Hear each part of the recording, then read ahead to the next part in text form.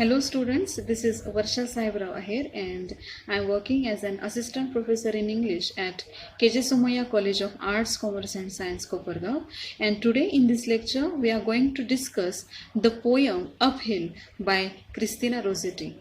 Now see the picture in front of you. The person is trying to climb on hill and he is having particular journey. Now the journey is not that happy journey. He is going through certain obstacles, he is having certain difficulties going through that particular journey, and the poem also suggests to you this similar kind of journey here. Now about Christina Rossetti. Now the poet is in front of you. The poem is written by Christina Rossetti. Now Christina Rossetti was one of the most greatest Victorian poets, and her age was 1830 to 1894, and she was one of the greatest and most influential poets who wrote various romantic, devotional and children poems. Now she belongs to Victorian period, and she wrote romantic, devotional and children poem. She born on 5th December 1830 in London and died on 29th December 1984. Now she is famous for her works Goblin Market and Remember.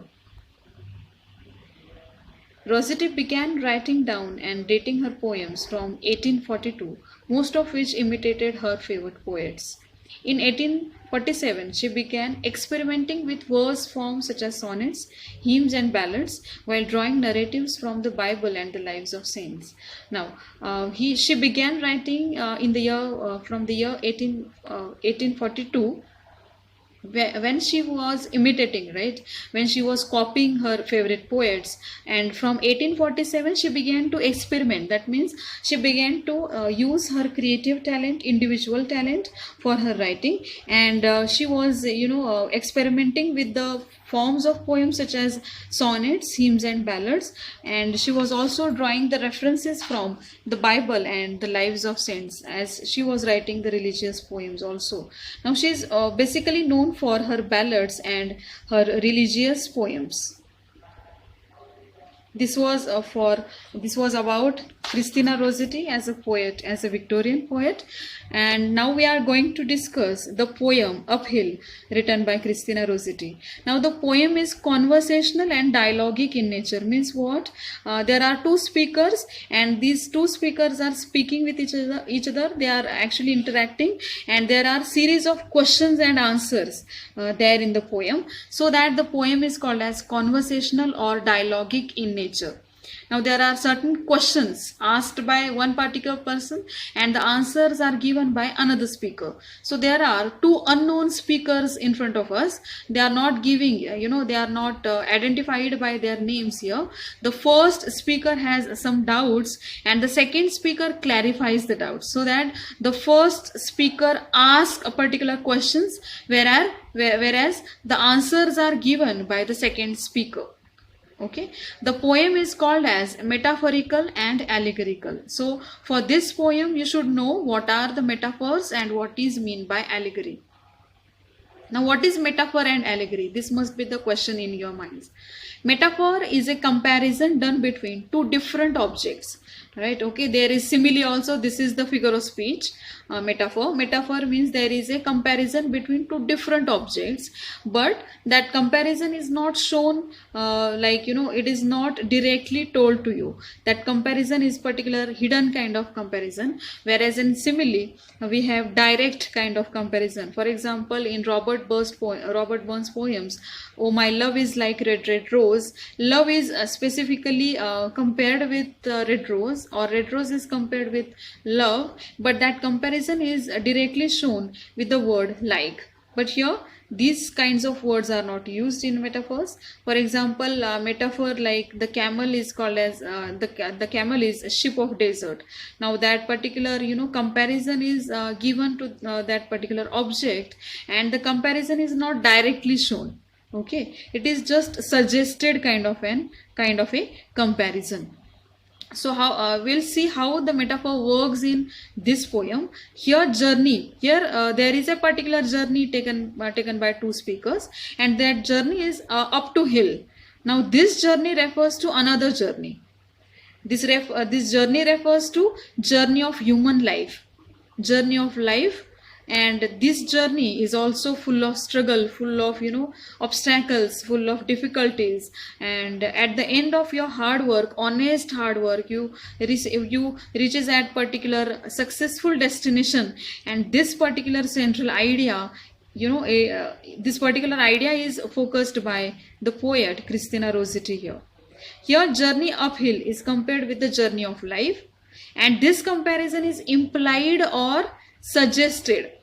See, suggested. That comparison is not directly, told to us. It is just suggested. We'll have to understand. Now, there are two levels of meanings. Okay, for allegory, allegory means there are two levels of meanings. There is a surface level of meaning, and there is also deep level of meaning.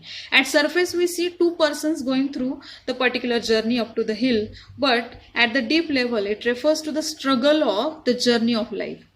Now, in life also, we have confusions, we have doubts in our minds, but our family members, our dear and near ones, gives us, they give us support, and they encourage us, and so that we take that particular journeys more happily and healthily. Now, what is the central idea of this poem? Central idea or central theme of this poem is the life is challenging and unpredictable, and to achieve success we should not lose our hope and we should work very hard. Okay, now life is always challenging and it is unpredictable for everyone in life, and for achieving success there is no option for hard work. You'll have to work very hard if you want to achieve a successful destination. And to achieve this destination, first of all, you will have to input you'll have to input something, then you'll have that particular output. And so the good path of life is full of obstacles, but amidst suffering we should continue with our goodness, duty and sacrifices. We should not lose our hope, right? We should not lose our the belief on principles. We should not lose our moral values, and we should focus on our hard work and honest efforts, and that honest efforts would certainly lead us towards successful destination. Now, these struggles would ultimately achieve the heavenly reward at the end. This is the central idea of the poem, that if you are working hard, then you will achieve the success at the end. So whatever there are the obstacles obviously in life, but those obstacles should be covered by your hard efforts, your honest efforts, and while going through these certain difficulties, you should not lose your hope and your positive attitude. Now, what is the first stanza? Now we are going through the poem itself, and we are going through the poem by stanza. So the first stanza is, does the road wind up hill all the way? Yes, to the very end. Will the day's journey take the whole long day? From morn to night, my friend. Now there are 4 stanzas which are called as quatrain. There are 4 stanzas which are called as quatrain. So there are 16 lines in the poem rhyming AB AB. Okay, there are 4 stanzas, and so that there are 16 lines with the rhyme scheme of AB AB. The first speaker asks the question, does the road wind up hill all the way? And the answer is given by the second speaker, yes, to the very end. Again there is a question, will the day's journey take the whole long day? And the question is answered by the second speaker, yes, from morning to night, my friend. In stanza first, the speaker asks the question that will they continue the journey up to the hill in the same way? The answer is given yes to the very end. Now, the next question is about the duration of the journey. The answer is yes, the journey will be from morning to night. The stanza number 2nd, but is there for the night a resting place, a roof for when the slow dark hours begin? May not the darkness hide it from my face, you cannot miss that inn. The next question is, would be there any resting place or roof when the slow dark hours begin? That means when there would be evening, or dark hours here refer to evening, when there would be an evening, would it, would be there any resting place, or would be there any roof for us, for to have the rest? And the darkness over the face of the first speaker refers to the worry. Now the first speaker is worried about the destination. Would they have the resting place or not? Would they be accepted by the other travelers? And she has, that particular speaker has so many doubts, and she wants that speaker wants clarifications. Okay, the answer is there. There would be an inn, and they should not miss that inn. Okay, so in the third line, may not the darkness hide it from my face. Darkness over face refers to the worry, the worry experienced by the first speaker, and dark hours refer to actual evening time. So this was the second stanza. Now we are going through the third stanza. Shall I meet other wayfarers at night, those who have gone before? Then must I knock or call when just in sight? They will not keep you standing at that door. Now what is the first line? Shall I meet other wayfarers at night? Shall I meet other wayfarers? Wayfarers are the other travelers. And she asked the person, or the speaker asked the question that there would be other travelers or not. And the first speaker asks about the other travelers, and the reply is about the travelers gone before of them. Yes, there would be other travelers who have gone before. Then must I knock or call when just inside? And after reaching there, what should I do? Should I knock or should I call by them? Okay, that is the question by the first speaker again. The first speaker expresses her doubt that would they be welcome there or not? Would other travelers accept them or not? And the answer is they will not keep you standing at that door. And the answer is in positive manner. The answer is yes, they would not let them keep waiting at the door. They will accept them, they will welcome them. They would not let them waiting at the door. Stanza 4th. Shall I find comfort, travel sore and weak? Of labor you shall find the sum. Will there be beds for me and all who seek? Yeah, beds for all who come. The next question is about the comfort in the inn, because they would be tired. Okay, they would want that particular rest, and the answer is every hard work has a reward in return. Okay, this is the summing kind of line of this poem, that every hard work receives the particular destination, and that destination is full of rewards. It is full of success, and at the end of honest hard efforts, there is a reward at the end. Now this poem is somewhat religious also in its tone, because it is said that Jesus Christ was addressing his followers as friends, and also this is the moral at the end, that every labor shall find the sum.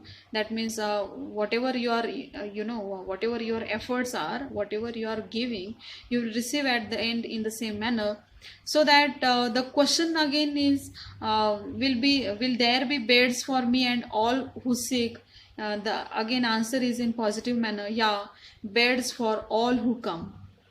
Okay, the answer is in again positive manner. It is in positive manner that there would be beds for all who are coming there. They would be accepted, they would be welcomed by everyone. And this is the fourth stanza of the poem. Now we are going to discuss the end of the poem. The end of the poem is significant. It refers to the destination achieved after every hard work. It also refers to the death as the ultimate end of the journey of life, because this journey also refers at the deep level the journey of human life, which has death at its ultimate. It is an ultimate end of life, and in a very simple and light-hearted tone the poet expresses her view about the journey of life. In human life also, at many times we have certain doubts and confusions in our minds, but we always get the answers from our dear ones, and we get clarifications, and we are supported by our relatives, our family members. and there are certain questions regarding these poems, that there would be question like what is the central theme of the poem, and there would be question on comment on the form or structure of the poem, and the third question would be comment on the central metaphor or central allegory of the poem.